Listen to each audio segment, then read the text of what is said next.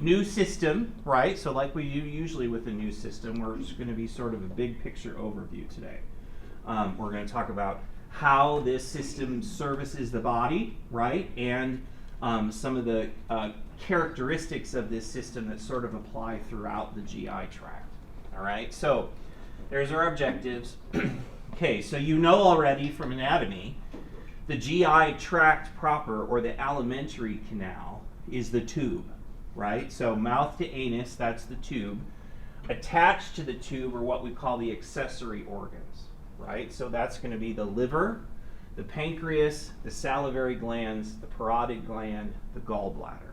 Okay, so these are each organs that participate in what the digestive tract does, but are not directly part of the alimentary canal. Okay, so those are those. Everything the GI tract does in terms of physiology, you can describe in 4 words: motility, secretion, digestion, and absorption. For decades, these 4 ideas have sort of guided how we think about the digestive tract.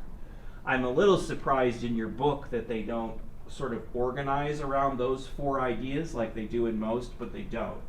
So I will follow the book's plan, but I'm going to also point out to you where these 4 things are occurring too, okay? Because likely when you're out there with your clinical preceptors, or if you end up in a surgical specialty, you're going to hear these words used to describe GI tract function in the future.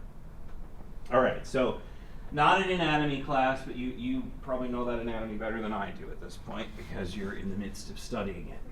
Okay, so what does it do? The GI tract provides the body with the materials it needs to maintain homeostasis. Other than oxygen, right, everything else that the body needs is going to come in through the GI tract. So that's water, electrolytes, vitamins, and nutrients. Okay? The GI tract also participates in waste removal. Okay, now most of what makes up feces is undigestible material. In other words, the body didn't put that into the digestive tract, it just didn't remove it, right? That's what comes out the other end. But the liver does participate in metabolite excretion. Some molecules are put into the bile, which is put into the digestive tract, and then it's removed from the body that way. So like when you get to pharmacotherapy in the spring and summer, one of the things you're going to learn is how medications are excreted, okay? Most medicines are excreted by the renal system, but some weird ones are excreted by the GI system, okay? So it is an excretory organ too. Okay, so when we talk about the GI tract, digestion comes up. And I want you to think of digestion in a very specific way, which is that it's a chemical process by which large molecules are broken down into their component parts. In other words, we're going to go from polymer to monomer, right? Using your chemistry terms. So digestion is something you did in the chemistry lab, right? Anytime you started with a big molecule and you got small molecules out in your experiment, you did a digestion, all right? So when our patients use that word, they don't know the chemistry bit. When our patients talk about digestion, they're talking about the activities of the GI tract. When we talk about digestion, we're talking about chemistry, right? Chemical process. So the polymer monomer pairs, so proteins break down into amino acids, starches break down into simple sugars, lipids break down into monoglycerides and fatty acids. Okay, so all throughout the GI tract, what we eat gets broken down into its component pieces, and then those component pieces are absorbed, right? All right, so to accomplish these things, we need to have the GI tract do some stuff. 1, move things along. We need to move things from mouth to anus in a controlled fashion so that the materials that are ingested can be digested and absorbed. All right, so when we talk about motility, motility is simply movement. All right, so if what we're talking about is the GI tract creating motion somehow, that's motility. Okay, so that's step one. We have to move things through the canal. Another thing we need to do is we need to put digestive juices into the food we've eaten so that the chemistry can happen, right? So that begins in the mouth. You know, we have saliva, that's a secretion.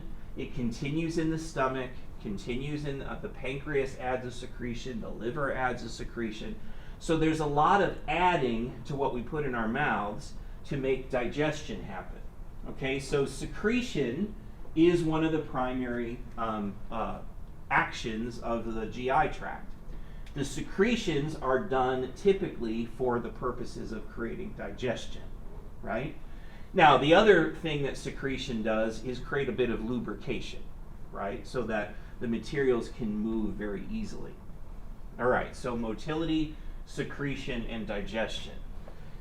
Then the last bit is once we've broken down those molecules into their small component pieces, to have them be any good for the body, we need to then absorb them, right? So the digestive tract, as you all have seen in the anatomy lab, have a really robust blood supply, right? So that blood supply is going to allow absorption of water, electrolytes, vitamins, and then the products of digestion. Ultimately, its absorption is when the digestive tract is completing its job for the body, right?